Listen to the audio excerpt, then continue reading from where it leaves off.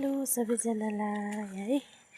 मेरो नाम चाहिँ हो रुबिना तामाङ अनि म चाहिँ अहिले यहाँ काँक्रा टिप्न जाँदैछु है। यहाँ मैले चाहिँ आफैले फलाएको काँक्रा हो नि त।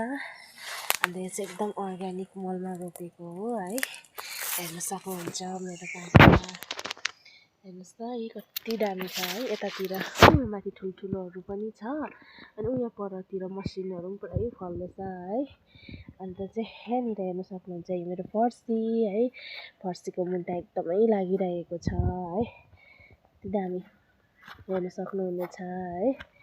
अनि यो चाहिँ मैले एकदम आफूले मेहनत गरेर है रोपेको हो। यो चाहिँ एकदम गाईको मलमा रोपेको हो नि त।